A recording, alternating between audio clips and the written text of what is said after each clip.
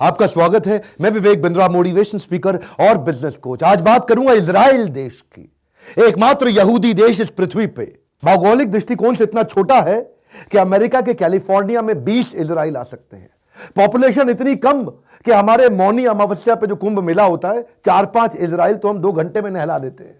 लेकिन दुनिया का 8वां सबसे शक्तिशाली देश बनाए, टेक्नोलॉजी और स्टार्टअप्स के मामले में पूरी दुनिया को पीछे किया है इसने। छोटी आबादी के अंदर इतनी ताकत, और ऐसा देखिए देश है, आप उससे लड़ाई नहीं कर सकते इजराइल से। अगर इजराइल का कोई शत्रु है, एक तो बचेगा नहीं वो जिंदा, उसको उखाड़ के खत्म कर देगा, नेस्तो नाबूद तबाह कर देगा। इजराइल का ये एक नीति है। उसकी क्या नीति है? अगर आप मेरे दुश्मन और आपने मेरे एक नागरिक को मारा, आपके देश में घुस के 10 को मारूंगा, जो कर सकते हो कर लेना। इजराइल को दुनिया में सबसे ज्यादा सुरक्षित देश माना जाता है। इसकी सुरक्षा के पीछे कारण क्या है? इनकी खुफिया एजेंसी है मोसाद। मोसाद ऐसी खतरनाक इनकी एजेंसी है, पूरी दुनिया डरती है इनकी इंटेलिजेंस से। जो उनकी इंटेलिजेंस एजेंसी, अगर आप उंगली तो उठा दो उनके ऊपर। 1972 का वो म्यूनिक ओलंपिक की घटना थी, जिसमें फिलिस्तीनी आतंकवादियों ने इनके 11 खिलाड़ियों को म्यूनिक में मार दिया था। बस उसके बाद क्या हुआ? प्रधानमंत्री ने एक एक खिलाड़ी के घर जाके उनके माँ बाप, रिश्तेदारों को जाकर के वचन दिया था कि इस मौत का बदला लिया जाएगा। पहले तो 2 दिन में अगले 2000 फिलिस्तीनी आतंकवादियों को उन्होंने मारा, और उसके बाद वहां रुके नहीं।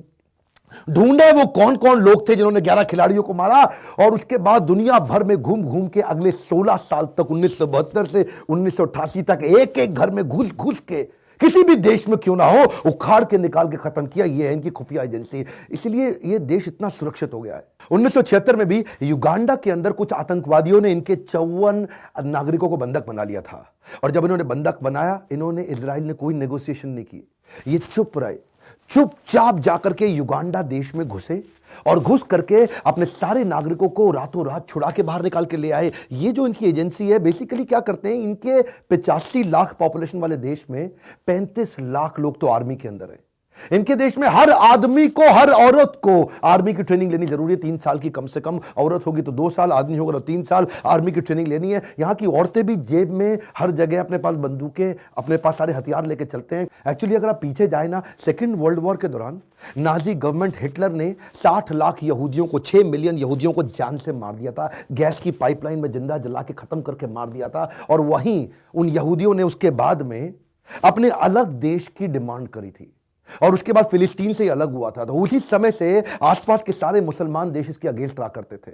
और वहीं पे इजराइल को खत्म करने के लिए इजिप्ट और जॉर्डन के बीच में एक समझौता हो गया। समझौता था कि अगर इजराइल द्वारा हमारे मुल्क पे हमला हुआ तो दूसरा मुल्क पहले मुल्क का साथ देगा। वही हुआ। 1967 के जून में इजराइल इजिप्ट की सीमा पर युद्ध शुरू हो गया, और जल्दी ये सारे अरब मुल्कों तक फैल गया। इसमें केवल अब इजिप्ट और जॉर्डन नहीं रह गए थे इजराइल के खिलाफ। इन्होंने Iraq, Kuwait, Syria, Saudi Arabia, Sudan, Algeria, सारे देशों को साथ में लिया। इजराइल को खत्म करने के लिए इन्होंने जॉर्डन को अपना बेस बनाया। जॉर्डन में आर्मी का बेस बना, और इस वॉर को जून वॉर का नाम दिया गया। पर इससे पहले कि ये इजराइल पर अटैक करते, 5 जून को इजरायली एयरफोर्स ने इजिप्ट के तकरीबन 4000 फाइटर जेट को जमीन पे ही उड़ा दिया। इससे सारे दुश्मन देश घबरा गए, और पूरा जंग 6 दिन के अंदर ही खत्म हो गया। इजराइल जानता था कि अगर उसको जीतना है तो पहले हमला करना ही होगा। बस इजराइल ने तुरंत जॉर्डन के आर्मी बेस पे जितने भी लड़ाकू विमान थे, उन पर ताबड़तोड़ हमले शुरू कर दिए। मामला रुका नहीं, अरब मुल्कों ने अपनी सारी फौज सीमा पे नीचे लगा दी और जमीनी लड़ाई शुरू करी। न केवल युद्ध जीते, बल्कि एक्स्ट्रा गाजा पट्टी भी अपने नाम कर ली। जब ये एक्चुअली देश स्वतंत्र हुआ था ना, जब ये फिलिस्तीन से अलग हुआ था, तब छोटा था, लेकिन लोगों ने इस पे युद्ध किया, अटैक किया। ये अटैक में उनको मार के उखाड़ता, और फिर उनकी कोई जमीन हथियार लेता। धीरे धीरे आज इजराइल का साइज जितना था शुरू में, उससे बड़ा हो गया है। इतना आर्मी इन्होंने स्ट्रांग कर लिया इंटरनली। मार खा खा के, पिट पिट के इन्होंने शुरुआत में इतनी आर्मी स्ट्रांग करी कि आज पूरी दुनिया इनसे डरती है। आज इन्होंने इतने एम्यूनेशन आर्मी के लिए अपने तैयार कर लिए कि न केवल खुद यूज करते हैं बल्कि एक्सपोर्ट करते हैं। आज ये दुनिया के सबसे बड़े एक्सपोर्टर्स में, आर्म्स और एम्यूनेशन में आ गया है। इंडिया इसका one of the biggest importer है। इंडिया को काफी हथियार ये आकर के दे रहा है। आप जानते हैं नेतन्याहू के साथ मोदी की दोस्ती, ये दोस्ती का कारण एक्चुअली इसके पीछे बिजनेस भी होता है। हैरान न हो तो एक बात बताऊं, ये एकमात्र देश है पूरी दुनिया के अंदर जिसने एंटी बैलिस्टिक मिसाइल सिस्टम से अपने पूरे देश को कवर कर लिया। ये जानता है कि मेरे आसपास बहुत शत्रु हैं, आप इस पे कोई मिसाइल छोड़ तो दो, आप इस पे कोई रॉकेट किसी प्रकार का अटैक कर तो दो, हर चीज हवा में ही खत्म हो जाएगी, इनकी जमीन को छू ही नहीं सकती। और वैसे इन्होंने उसकी अलग तैयारी ऐसे कर रखी थी, बंकर बना दिए पूरे देश में जगह जगह। जैसे ही कोई युद्ध होगा एक सायरन बज जाएगा पूरे देश में, लोगों के पास बंकर होंगे, ऑफिस में बंकर, घर में बंकर, बिल्डिंग, मॉल, कहीं भी चले जाओ, खेलने का स्टेडियम होगा वहां भी बंकर होंगे। ऐसे कि आप उसके नीचे चले जाओ कोई आपको खत्म ही नहीं कर सकता। होटल्स भी इन्होंने ऐसे बना दिए जो दुनिया के सबसे सुरक्षित होटल है, जहां नरेंद्र मोदी रुकते हैं, अमेरिकन राष्ट्रपति सारे आके रुकते हैं, डोनाल्ड ट्रंप भी आके रुके थे। ये ऐसा होटल है कि इसकी बिल्डिंग को आप किसी भी बम से खत्म कर दो, उड़ा दो, पर उस कमरे के अंदर कुछ नहीं होगा। कुछ कमरे ये लोगों ने ऐसे बना दिए हैं कि वो बिल्ड किसी भी प्रकार के बॉम्ब से भी उखाड़ा नहीं जा सकता। इतनी तैयारी ये लोग इंटरनली कर लेते हैं, पर यहां रुकते नहीं। इनकी खास बात क्या है, ये टेक्नोलॉजी बनाते हैं, पहले खुद यूज करते हैं, फिर पूरी दुनिया में जो उनके खास दोस्त हैं उनको जाके दे आते हैं। और तो और जो उनकी गाजा पट्टी है ना, गाजा स्ट्रिप, वहां से कोई अटैक ना कर दे, उसके लिए उन्होंने सी बैरियर तैयार कर दिया है। इतना लंबा कई किलोमीटर का सी बैरियर एक हाइट का ले लिया है, कोई तंगी ना कर सके। आर्मी के जवान कम पड़ जाएं तो रोबोट तैयार कर दिए हैं कि रोबोट पे युद्ध लड़ सकें। एक्चुअली आपके मन में ना एक क्वेश्चन आना चाहिए कि इतने अनस्टेबल एनवायरमेंट में, इतना जियोपॉलिटिकल अनस्टेबल एनवायरमेंट, उसके बावजूद ये खड़ा कैसे हुआ? आसपास अनस्टेबिलिटी थी पॉलिटिकल, लेकिन अंदर इनकी अपनी पॉलिटिकल सरकार बहुत स्टेबल थी। वॉरेन बफे और बिल गेट्स भी बोलते हैं कि इजराइल इतनी सारी आसपास तकलीफों के बावजूद सबसे स्टेबल देशों में से है जहां पे आप इन्वेस्टमेंट कर सकते हैं। दुनिया के बड़े कॉर्पोरेट जायंट आज यहां के इन्वेस्टमेंट कर रहे हैं नैस्डैक में। अगर आप देखें लिस्टेड कंपनी में इजराइल की कंपनी चाइना के बाद सबसे ज्यादा है।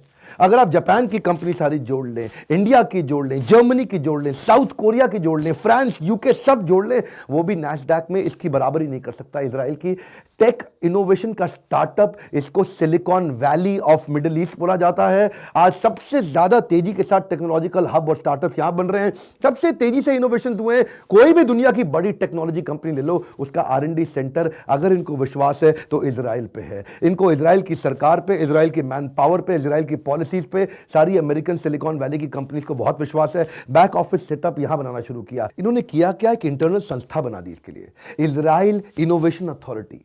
उसका एक ही काम है, 4.5% अपने जीडीपी का हिस्सा इनोवेशन को बिल्ड करने में, रिसर्च को बिल्ड करने में डाल देते हैं। ये अमेरिका ही है पूरी दुनिया में जो इतना पैसा रिसर्च और इनोवेशन में डाल रहा है। उसके बाद नंबर 2 वर्ल्ड के अंदर इजराइल है। जीडीपी का इतना बड़ा हिस्सा कोई नहीं डालता है। यही तो कारण है। आज देखिए माइक्रोसॉफ्ट के विंडोज कहां बने, वो माइक्रोसॉफ्ट यूएस ने नहीं बनाया, माइक्रोसॉफ्ट इजराइल ने बनाए। सिस्को ने अपनी सारी टेक्नोलॉजी यही तैयार करी। मोटरोला का जो फोन हुआ करता था ना, पहले दुनिया में फोन आते थे, वो ईंट जैसे फोन आज तक आप इस्तेमाल कर रहे होते अगर मोटरोला ने इजराइल के अंदर बैठ करके उसको इनोवेशन बिल्ड नहीं किया होता। पहली बार फोन का साइज जो एक्चुअली छोटा हुआ दुनिया में यही हुआ। यूएसबी पोर्ट और यूएसबी जिससे आप आज ट्रांसफर भी करते हैं, जो पेन ड्राइव होती हैं, पेन ड्राइव भी और यूएसबी पोर्ट भी कहां बने, पहली बार इजराइल में ही बने थे। आईबीएम को जब दुनिया की सबसे बड़ी R&D फैसिलिटी बनानी थी अमेरिका के बाहर, तो उसको इजराइल ही पसंद आया। दुनिया के सबसे ज्यादा बायोटेक स्टार्टअप इजराइल में ही हो रहे हैं। वॉइसमेल टेक्नोलॉजी पहली बार इजराइल में बनी थी। पहला कंप्यूटर का एंटीवायरस सॉफ्टवेयर 1979 में इजराइल में ही बनाया गया था। वॉइस ओवर इंटरनेट प्रोटोकॉल जिसको आप VoIP बोलते हैं, जिसपे आप फोन पे बात किया करते थे, वो टेक्नोलॉजी पहले इजराइल में ही आई थी। दुनिया का सबसे बड़ा कम्युनिकेशन राउटर सिस्को के द्वारा इजरायली इंजीनियरों ने तैयार किया था। एक्चुअली जो छोटा सा देश है ना, यही इनकी कमजोरी नहीं, इनकी ताकत बन गया।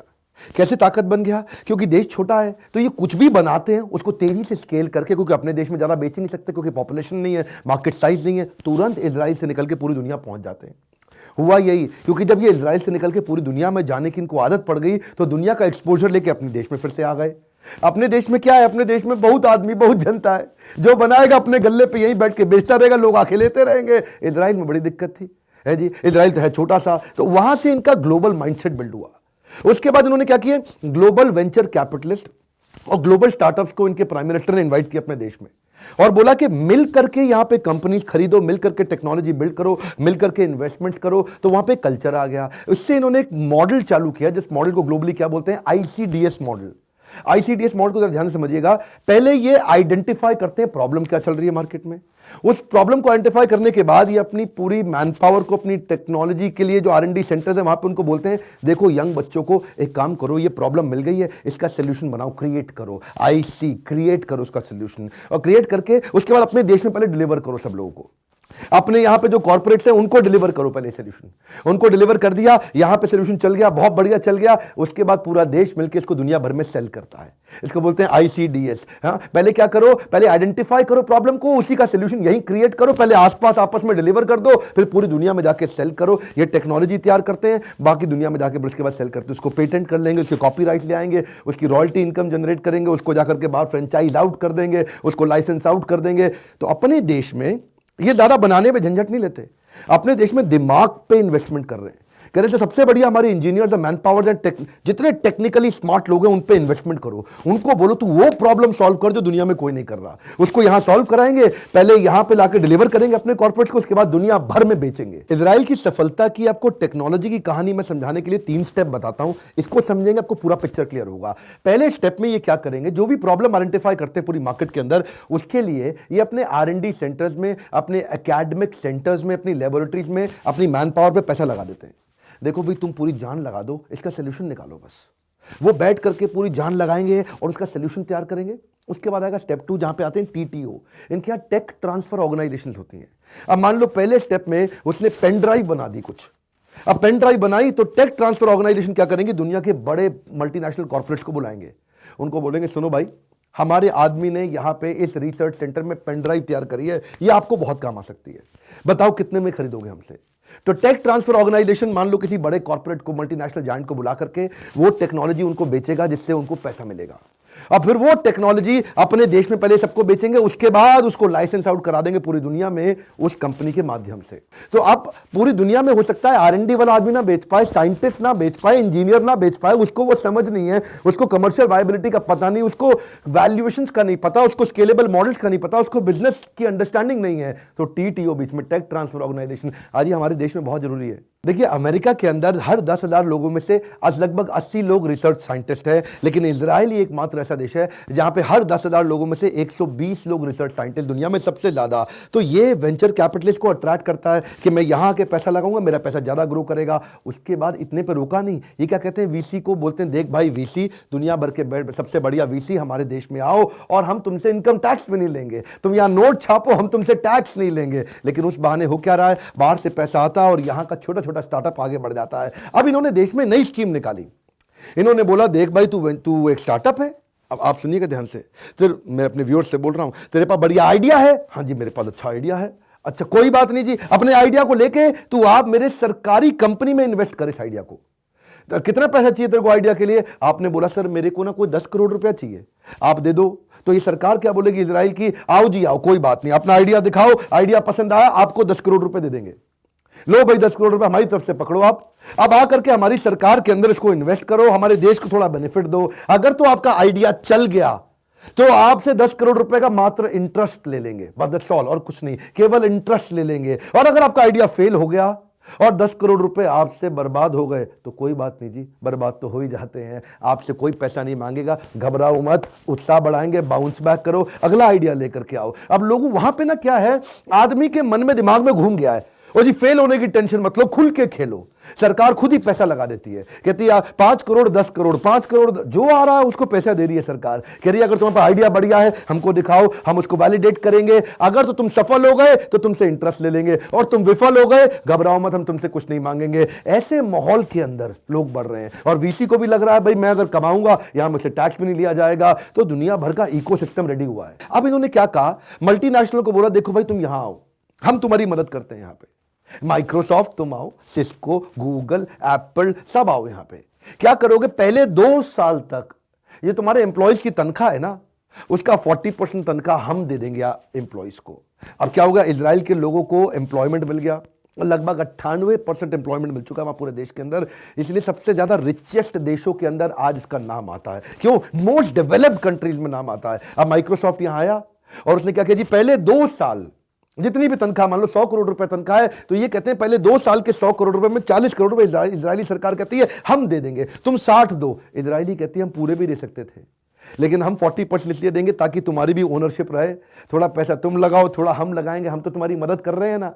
और अपने तो क्या है, यहां पे कोई बाहर से आए तो डंडा लेके खड़े हो जाओ बंगाल में, जाबे जाबे होबे ना, टाटा को निकाल करके भेज दिया गुजरात के अंदर दीदी ने। यहां पे लोग, यहां पे तो ग्रोथ चाहिए ही नहीं किसी को, यहां तो सबको क्या राजनीति है जी, सबसे पहले तो मेरी जाति के लोग देखो कहां पे जी, मेरी जाति के कौन मुझे ग्रोथ दिलाएगा, नहीं नहीं मेरी जात का है कि नहीं ये बताओ पहले। इसके चक्कर में हमारे देश की सारी ग्रोथ रुकी है। अपनी संस्कृति को चलाए रखने के लिए नियम बहुत बनाते हैं, कहीं अजीबोगरीब नियम है, जैसे आप इनके देश में कहीं सुअर पालना अलाउड नहीं है, अगर सुअर कहीं दिख जाए तो मारा जाएगा, और अगर आपने पाला तो आप जेल जाएंगे, अगर आप साइकिल चलाते हैं तो आपको लाइसेंस की आवश्यकता है, अगर कोई भी बच्चा, यहूदी बच्चा, इजरायली बच्चा दुनिया में कहीं भी पैदा हो उसको ऑटोमेटिकली नागरिकता मिल जाएगी। इनकी जो अपनी हिब्रू भाषा है ना, वो 1500 ईस्वी के आसपास पूरी तरह लुप्त हो गई थी, इन्होंने इसको पुनर्जीवित कर लिया, कई संग्रहालय बना लिए इन्होंने अपने, संग्रहालय समझते हैं ना जो उनके म्यूजियम्स होते हैं, दुनिया में सबसे ज्यादा म्यूजियम इस छोटे से देश में है, 250 से ज्यादा म्यूजियम इनके यहाँ एक्टिव हैं, जहां लोग जाते हैं इनके म्यूजियम्स में देखते हैं ताकि इनके कल्चर को कोई भूल ना जाए। तो इनकी हिब्रू भाषा